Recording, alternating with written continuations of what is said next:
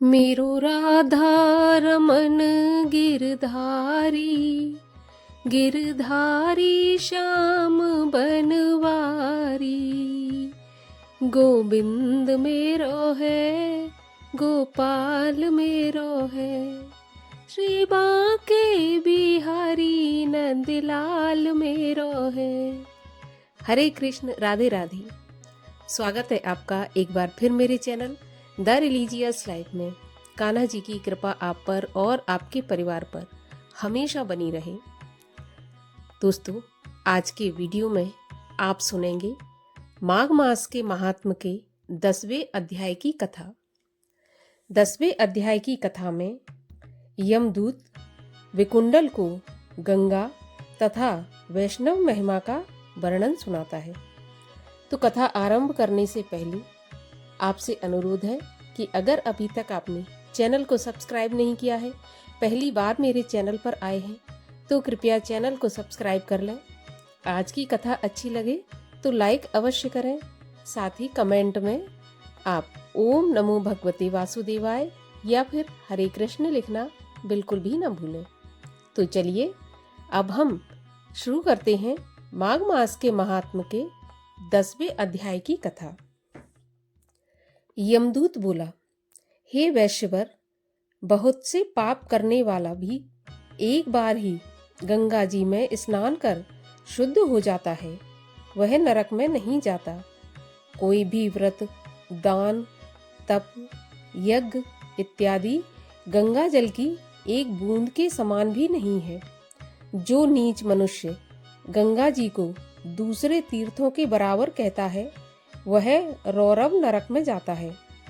हे वैश्य, बैकुंठ से विष्णु भगवान के चरणों से गिरे हुए गंगा जल को महादेव जी ने अपने मस्तक पर सुशोभित किया है।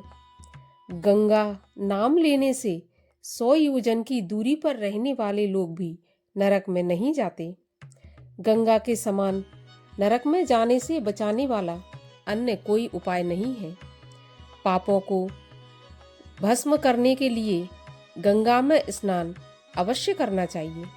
हे वैश्य, जो मनुष्य कीचड़ में फंसी गाय को निकालते हैं, रोगी की रक्षा करते हैं, गौशाला में मरते हैं, वह जिसने दान लेना छोड़ दिया है, वे लोग गगन में तारे बनकर चमकते हैं। प्रातःकाल स्नान करके जो नित्य प्रति 16 प्राणायाम करते हैं, वह यमलोक को नहीं जाते। उनका भ्रूण हत्या का पाप भी विलीन हो जाता है। तप, व्रत व अन्य नियमों का पालन करने वाले का, 1000 गऊ का दान करने वाले का तथा 1 माह तक कुशाग्र द्वारा गंगा जल पान करने वाले का फल 100 वर्ष प्राणायाम करने के बराबर होता है। छोटे बड़े सभी पाप प्राणायाम से थोड़े ही समय में अवश्य मिट जाते हैं। हे वैश्य, दूसरे की स्त्रियों को माता के समान देखने वाला तथा मन में जो पर स्त्री गमन की इच्छा नहीं करता, वह दोनों लोकों को अपने अधीन कर लेता है। इसलिए धर्मनिष्ठ को पर स्त्री गमन नहीं करना चाहिए। पर स्त्री गमन करने वाले 21 मुख्य नरकों में जाते हैं। दूसरे के धन का लोभ मन में नहीं करने वाले स्वर्ग में जाते हैं।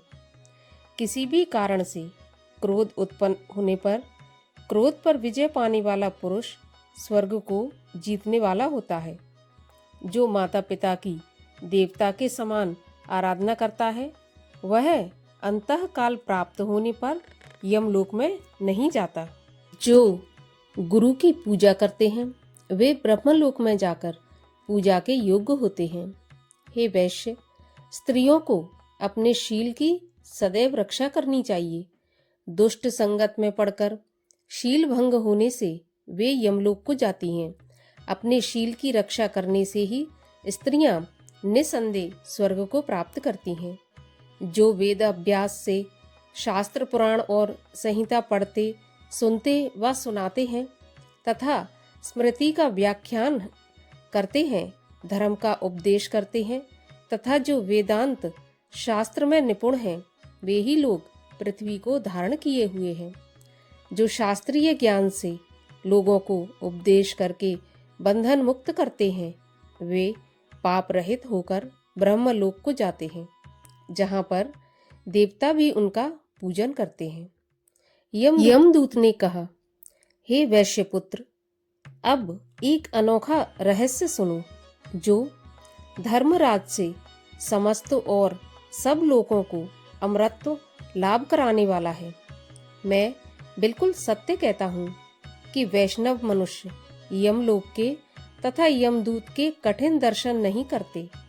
यमुना के भाई यमराज ने अपने दूतों से आदर पूर्वक बार बार यही कहा है कि तुम लोग वैष्णवों को कभी मत पकड़ना, वे मेरा दर्शन कभी न करें।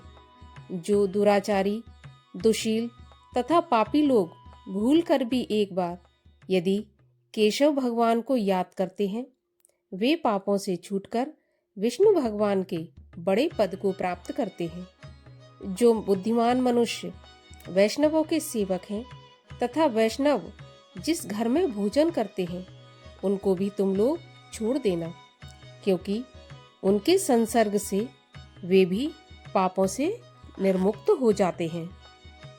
वे मनुष्य यमराज की राजधानी यमपुर में नहीं जाते। विष्णु में भक्ति न करने वाला ब्राह्मण संसार में चांडाल के समान देखा जाता है। वैष्णव चाहे नीच वर्ण का क्यों न हो, वह भी तीनों लोकों को शुद्ध करता है। माता और पिता इन दोनों के कुल के घर में जब हरि भक्त पुत्र उत्पन्न होता है, तो उनके नरक में पड़े हुए पितृलोक भी स्वर्ग में चले जाते हैं। वैष्णव भक्त के घर का अन्न ही सर्वोत्तम होता है। यदि वैष्णव के घर का अन्न न मिले तो जल पीकर ही रहें। गोविंदाय नमः इस मंत्र को जपता हुआ मरने वाला मनुष्य यम का दर्शन नहीं करता। हम लोग भी उनको नहीं देखते। जो अंगन्यास, मुद्रा, ऋषि, छंद तथा देवता सहित दीक्षा प्राप्त करके नियम पूर्वक ओम नमो भगवते वासुदेवाय इस 12 अक्षर का अथवा ओम नमो नारायणाय इस 8 अक्षर का मंत्र जपते हैं, उनको देखने मात्र से ही ब्रह्म हत्यारे भी पवित्र होकर वैष्णव हो जाते हैं।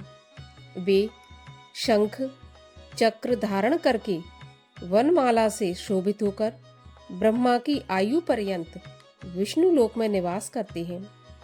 जो हृदय में, सूर्य में, जल में, मूर्ति या स्थंडल में हरि भगवान का पूजन करते हैं, वे मनुष्य विष्णु के श्रेष्ठ पद को प्राप्त होते हैं।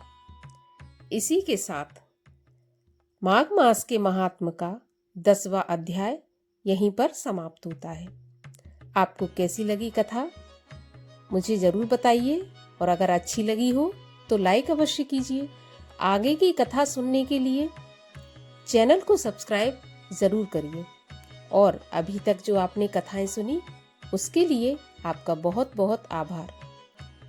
तो चलिए अब हम मिलते हैं अगली कथा में। तब तक के लिए हरे कृष्ण।